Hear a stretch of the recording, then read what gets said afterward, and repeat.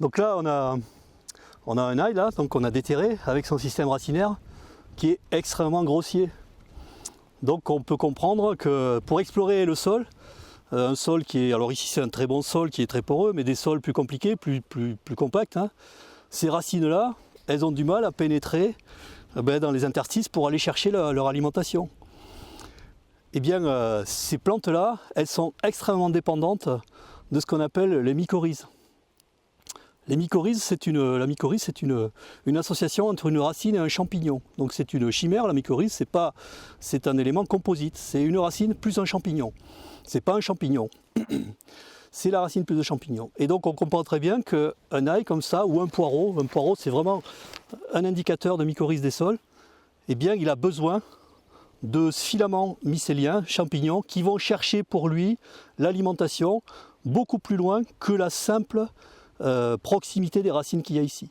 Parce qu'on comprend que ces racines-là, une fois qu'elles ont épuisé les quelques millimètres de terre qu'elles ont autour, en nutriments, azote, phosphore, potasse, mais aussi oligo-éléments, donc le cuivre, le zinc, le manganèse, etc., eh bien, elles n'ont plus rien pour s'alimenter. Et s'il n'y avait pas ce réseau mycorhizien que l'on a détruit en extrayant la racine, hein, ces plantes-là, elles n'arriveraient plus à pousser, quoi. Donc elles seraient beaucoup plus chétives. Et on observe on a fait beaucoup, les scientifiques ont fait beaucoup d'expériences en la matière en laissant un sol témoin sans mycorhize avec des poireaux ou des oignons et un sol mycorhizé à côté, où le poireau ou l'oignon ont une taille triple par rapport entre mycorhizé et non mycorhizé. Donc voilà, ça c'est important de savoir qu'il y a des champignons qui permettent d'alimenter cette plante et qui lui permettent de pousser. Et donc ce qu'il y a à dire après, c'est quelles sont les conditions favorables pour que ce champignon existe. Les conditions favorables, c'est pas de travail du sol ou très peu de travail du sol, puisque c'est un réseau mycorhizien qui explore un volume 1000 fois supérieur aux racines. Donc si on retourne le sol fréquemment, on détruit ce réseau, ce tissu d'alimentation qui va très très loin, qui peut aller à 10-20 cm des racines, qui crée des liens entre les plantes entre elles, donc qui va participer à leur protection, parce que premier caractère de ces mycorhizes, c'est qu'elles alimentent les plantes en phosphore. Le phosphore qui est un élément extrêmement peu mobile dans les sols et donc qui va être cherché par les champignons très loin des racines, donc qui va alimenter les plantes. Et le phosphore, c'est un élément déterminant pour la production alimentaire du futur. Il y a du phosphore dans les sols, mais il faut aller le chercher et les champignons sont vraiment faits pour ça. En azote aussi, les champignons ont la capacité d'utiliser l'azote organique, ce que ne savent pas faire les racines, de le transformer en azote minéral pour alimenter les plantes. Donc, deuxième chose importante. En oligo-éléments comme le zinc, le cuivre et d'autres oligo-éléments qui sont facilement transportés par les champignons. Donc, facilité de nutrition, protection des plantes contre les organismes pathogènes, puisque en s'installant dans les racines, ces champignons bénéfiques vont prendre la place des champignons pathogènes, des champignons destructeurs des racines, etc. Donc on sait très bien que quand il y a de la mycorhize, il y a moins de maladies sur les plantes. Ils vont aller extraire l'eau beaucoup plus facilement que les racines, et dans des sols comme ça, où l'eau tient beaucoup à la matière organique, les champignons ont une capacité supérieure aux plantes de succion de l'eau, de l'extraction de l'eau, 100 à 200 fois supérieure aux racines, donc ils vont aller chercher l'eau très loin et la mener aux racines. Et quatrième utilité de ces champignons, ils vont créer ce qu'on appelle de la colle des sols au travers d'une substance qu'ils sécrètent qui s'appelle la glomaline, qui participe aussi à la structuration des sols. C'est une colle qui permet de protéger les agrégats de sol.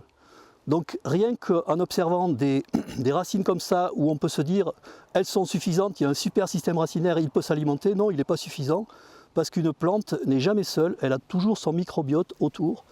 Et ici, on a vraiment, en maraîchage particulièrement, besoin de ces mycorhizes. Alors j'insiste aussi sur le fait que les fongicides sont très dommageables aux mycorhizes.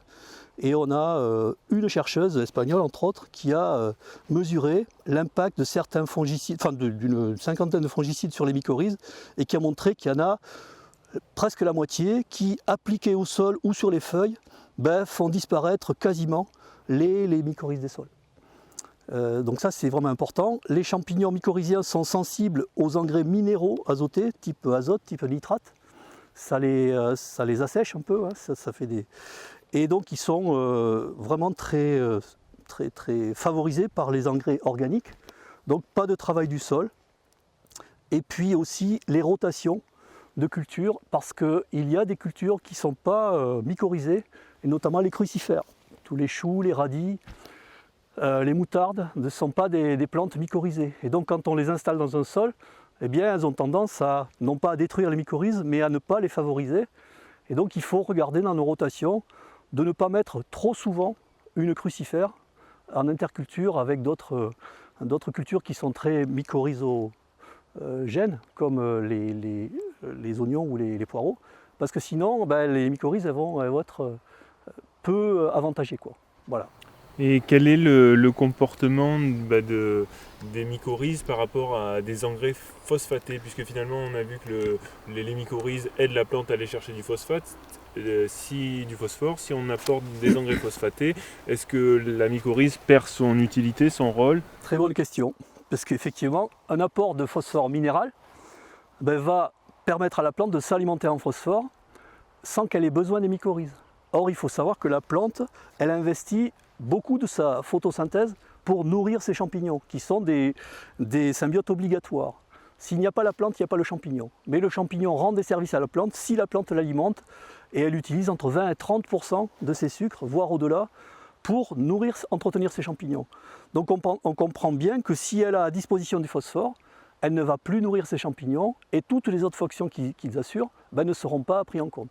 Donc les chercheurs ont montré que dans des sols qui sont assez riches en phosphore, au-delà de, semble-t-il, 50 mg par kilo, eh bien les mycorhizes, les réseaux mycorhiziens, les racines sont peu mycorhizées, voire pas mycorhizées. Et donc il y a des matières organiques qui sont favorables aux mycorhizes, les fumiers qui ne sont pas trop riches en phosphore, mais les fientes de volaille, par exemple, très riches en phosphore, sont plutôt pas trop favorables aux mycorhizes, parce que la plante utilise le phosphore de la fiente et va mettre en sourdine son réseau mycorhizien, quoi. Tout à fait. Donc une autre famille de plantes qui est importante pour entretenir un réseau mycorhizien, qui colonise à peu près 80% des plantes à la surface de la planète, hein. Et donc une majorité de plantes cultivées, hormis encore une fois les crucifères, donc brassicacées, les chénopodiacées, notamment comme la betterave par exemple. Et voilà, donc ces plantes-là ne sont pas mycorhizées, mais l'essentiel des autres plantes sont mycorhizées, notamment le maïs, les céréales aussi, les noyers, il y a des noyers là, et on est en train de réaliser des observations sur la mycorhisation du noyer en lien avec des couverts végétaux, pour voir un peu quel est le réseau qu'entretient le couvert végétal, le réseau mycorhizien qu'entretient le couvert végétal, qui sera en lien avec la mycorhisation du noyer. Et donc là, je vais regarder le système racinaire d'une légumineuse pour montrer un peu l'importance qu'il a par rapport aussi à la mycorhisation.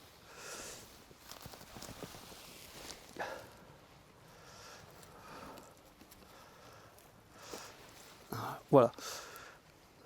Donc un pivot de Faverolles, hein, qui est un des couverts végétaux majeurs qu'on utilise maintenant. Bon, pour ses capacités effectivement à produire des nodosités qui sont les habitats des bactéries fixatrices d'azote, dans lesquelles elles absorbent l'azote de l'air pour en faire de l'azote utilisable en premier lieu par la Faverolles, et ensuite à sa mort qui va diffuser dans le sol pour les cultures qui vont suivre. Mais ce qu'on ne dit pas toujours, c'est que ce sont des plantes extrêmement mycorhizées également.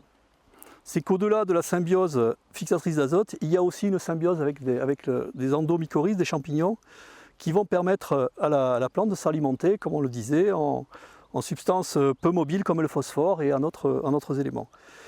Et on s'est aperçu, les chercheurs ont montré, que la symbiose fixatrice d'azote avait copié sur la symbiose mycorhizienne.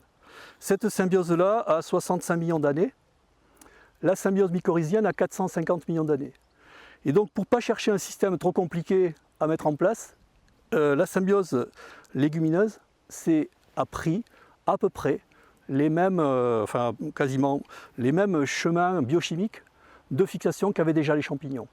Et donc ces plantes-là sont extrêmement dépendantes aussi des champignons mycorhiziens et entretiennent un réseau mycorhizien à la surface des sols, hein, enfin, ou plutôt dans le sous-sol. Et c'est pour ça que dans l'étude qu'on met en place avec la Chambre d'agriculture de la Dordogne et d'autres partenaires, dont l'INRA de Dijon et l'Institut Unilassal, enfin voilà, d'autres partenaires, et des lycées agricoles, on est en train de montrer, grâce à des analyses moléculaires, que des couverts végétaux riches en légumineuses, associés à des plantes comme le noyer par exemple, eh bien, multiplient par 2 la densité de mycorhizes sur les 2 espèces.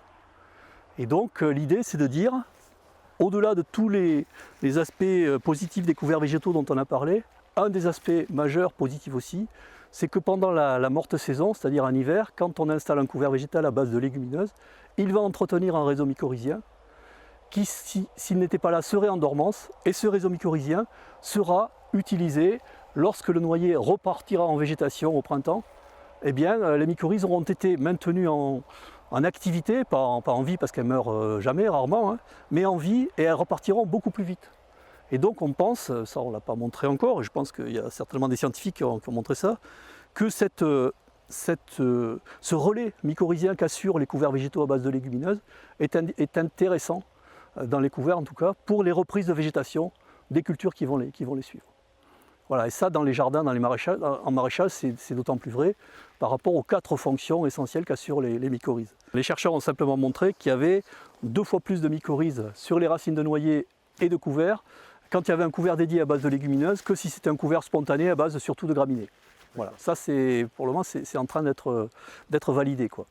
Et ça c'est vraiment intéressant pour nous pour valider encore plus l'idée que les couverts végétaux ont beaucoup de fonctions et notamment celle-ci de maintenir un réseau mycorhizien. C'est intéressant parce que moi j'étais parti dans l'idée de toujours apporter plus de carbone sur les sols, du coup à plutôt privilégier des couverts avec de la graminée. Mais en fait ça veut dire que c'est bien la graminée, mais il faut aussi de la légumineuse si on veut favoriser les mycorhizes. Tout à fait.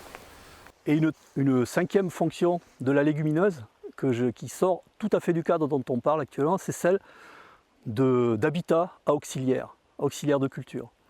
Les auxiliaires de culture qui sont vraiment indispensables dans l'agriculture et notamment dans le maraîchage pour équilibrer les populations de ravageurs que sont les pucerons et d'autres ravageurs, sont vraiment dépendants de 2 sources d'alimentation, source en sucre qui est le nectar et source en protéines qui est le pollen. Et les graminées ne font pas de fleurs. Et les graminées ne sont pas forcément les meilleurs végétaux pour entretenir des populations d'auxiliaires. Il faut des fleurs.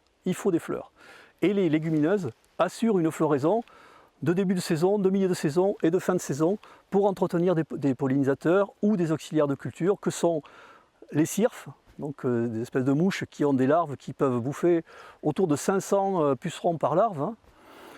Les coccinelles bien sûr, les chrysopes, enfin les hannetons, les punaises, etc., etc. Donc ça c'est vraiment important de dire qu'au-delà de tous les services rendus par les couverts végétaux au sol, ils assurent une fonction de maintien des auxiliaires de culture dans tous les agrosystèmes que l'on a, et ça va être vraiment ce qu'on appelle des infrastructures à utiliser, infrastructures agroécologiques pour leur fonction de biodiversité, quoi. Donc voilà, mettez beaucoup de fleurs, et notamment de fleurs de couvert, dans les intercultures. Vous entretiendrez comme ça une population d'auxiliaires qui maîtrisera complètement, parce que j'ai oublié une famille qui s'appelle les micro-hyménoptères, les espèces les abeilles ou les guêpes qui pondent dans les pucerons par exemple, et qui éliminent, qui font effondrer des populations en très peu de jours. Et ça, jusqu'à présent, ça a été très peu étudié, parce qu'il y avait en face autre chose pour éliminer ces ravageurs. Mais maintenant, ça commence à devenir très très important dans la littérature. Et on a des chercheurs en France, je pense à Jean-Pierre et Véronique Sartou à Toulouse, Madame Villeneuve, enfin voilà, il y a des chercheurs qui travaillent beaucoup sur ce secteur-là et qui montent des process d'aménagement de structures agricoles en haies, en bois, en fleurs, pour entretenir un habitat nécessaire à ces auxiliaires de culture. Donc vous voyez qu'il y a la boucle se boucle progressivement de l'utilité vraiment de tous ces couverts, sous-sol, dessus et dans l'air, quoi.